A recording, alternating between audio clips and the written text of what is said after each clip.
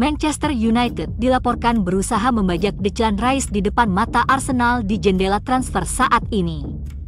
Arsenal telah mengidentifikasi Rice sebagai salah satu target transfer utama mereka dan telah mengajukan 2 penawaran ke West Ham United untuk jasanya. Rice sendiri dikabarkan terbuka untuk bergabung dengan skuad Mikel Arteta yang bisa memfasilitasi transfer yang mulus. Namun, tantangan baru telah muncul saat Manchester United dan City memasuki perlombaan untuk mendapatkan pemain tersebut. Menurut The Daily Telegraph, Setan Merah membuka pembicaraan dan memasukkan Harry Maguire atau Scott McTominay sebagai bagian dari tawaran mereka ke West Ham dalam upaya mereka untuk mengalahkan Arsenal dan mengamankan penandatanganan gelandang kelahiran London itu. West Ham dilaporkan akan terbuka untuk prospek menerima McTominay dan Maguire sebagai bagian dari pertukaran untuk Rice yang dihargai 100 juta pound saat ini. Kedua pemain akan menarik bagi West Ham yang dapat memberi United motivasi merebut kapten West Ham itu. West Ham akan mempertimbangkan mereka dalam kesepakatan apapun. Maguire harus menerima pemotongan gajinya jika ia menyetujui kepindahan ke West Ham yang menjanjikannya ban kapten. David Moyes adalah pengagum McTominay dan menjanjikannya tempat reguler menggantikan posisi lowong yang ditinggalkan Rice. Solusi yang sangat baik bagi kedua klub. Rice memang sudah menyetujui kesepakatan pribadi dengan Arsenal. Namun City bisa juga membajaknya dengan kekuatan finansial mereka. Jangan remehkan MU yang memberinya harapan bermain bareng sahabatnya, Mason Mount. Sesuatu hal yang membuatnya menolak Chelsea karena Mount berniat pindah ke MU. Apapun itu, West Ham sangat diuntungkan. Mereka akan menentukan manakah tawaran yang paling menguntungkan bagi mereka. Apakah duet Rice dan Mount di MU akan menjadi kenyataan? Tentu sangat menarik untuk diharapkan, terlebih hal itu akan membuat Harry Kane lebih ngotot bergabung ke MU.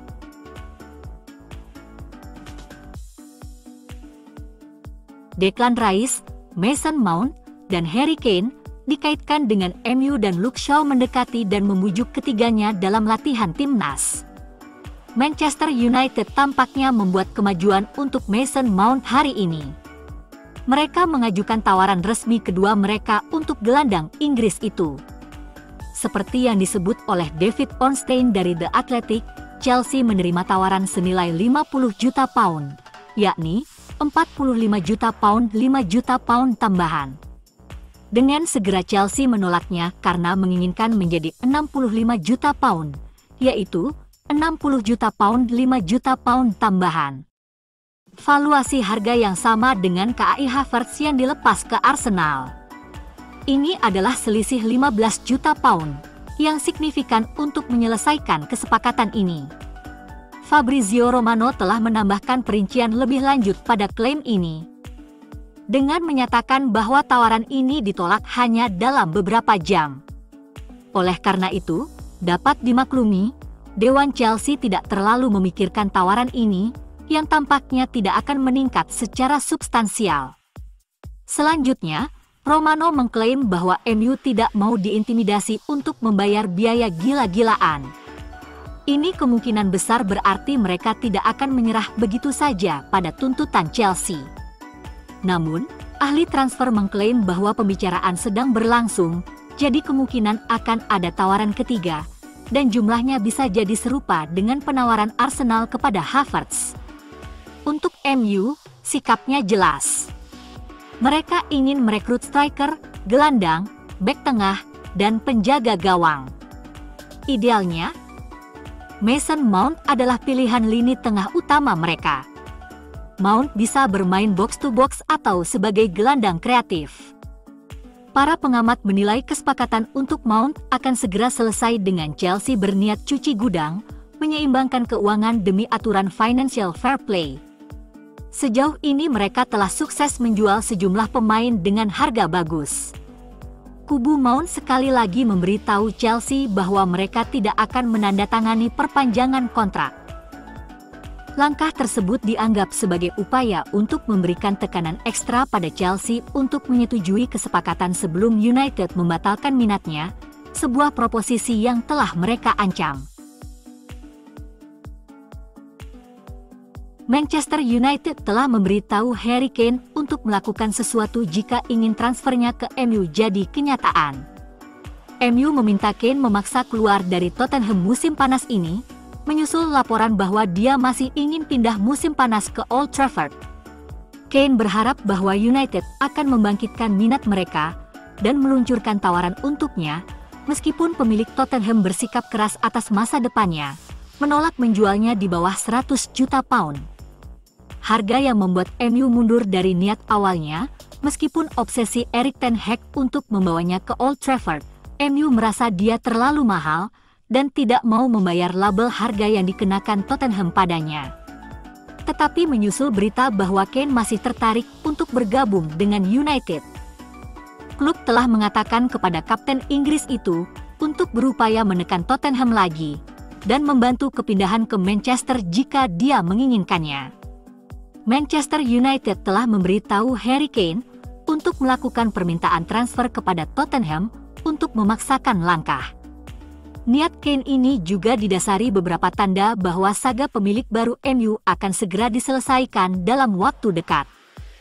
Pihak Sir Jim Ratcliffe bahkan dilaporkan frustasi dan sudah menerima kekalahan mereka.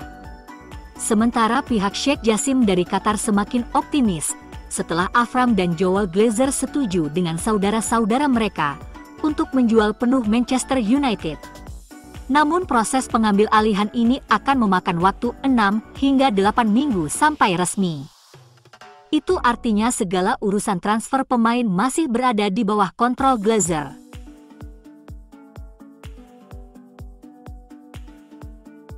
Pemain muda Manchester United, Zidane Iqbal telah meninggalkan klub dan kepergiannya bukanlah kejutan total. Zidane Iqbal adalah bintang yang meroket dalam pramusim Manchester United pada tahun 2022, tetapi itu tidak berarti menjamin tempatnya tim utama. United mempertahankan Iqbal sepanjang musim daripada mengirimnya dengan status pinjaman. Dia berada di bangku cadangan 17 kali, tanpa bermain 1 menit pun. Iqbal harus pindah, dan sementara banyak yang mengharapkan kesepakatan pinjaman, The Athletic melaporkan dia telah menandatangani kontrak dengan FC Utrecht seharga 860.000 pound. Erik ten Hag awalnya menyukai Zidane Iqbal musim panas lalu, jadi apa yang berubah? Ternyata penyebabnya adalah gelandang internasional Irak itu kalah bersaing. Semusim penuh bekerja dengan skuad Manchester United memungkinkan ten Hag menilai pilihannya lebih dekat, dan dia beralih ke pemain yang bahkan tidak melakukan perjalanan dalam tur pramusim klub, Kobbie Mainoo. Pada saat United melakukan perjalanan persahabatan musim dingin ke Spanyol, meskipun Iqbal tampil, Mainoo lah yang menarik perhatian, mencetak gol melawan Cadiz. Dia dengan cepat dipromosikan ke dalam skuad tim utama, bahkan menjadi starter kemenangan perempat final Piala Carabao atas Charlton. Iqbal adalah pemain pengganti yang tidak terpakai. Ini adalah momen ketika Mainoo jelas telah menyusul Iqbal, dan dia mengikutinya dengan penampilan di Piala FA dan Liga Premier, itu bukan kejutan. Nyatanya, kebangkitan Iqbal yang menonjol di pramusim lalu lebih mengejutkan dari lonjakan Mainoo yang tak terelakkan ke tim utama. Mainoo memainkan peran utama dalam kemenangan Piala FA Youth Manchester United pada tahun 2022, menjadi bintang utama meskipun termasuk pemain termuda dalam skuad pada usia 16 tahun. Sekarang berusia 17 tahun, dia 3 tahun lebih muda dari Iqbal yang berusia 20 tahun, dan Ten Hag tampaknya berpandangan bahwa ada lebih banyak keuntungan dari permainan Mainoo. Ten Hag bertujuan ingin mengembangkan pemain muda menjadi tim utama. Dalam perspektif itu, ia melakukannya dengan cara yang baik. Garnacho dan Mainoo sedang dalam perjalanan menjadi tulang punggung tim, dan mereka bekerja keras sehingga pantas mendapatkannya.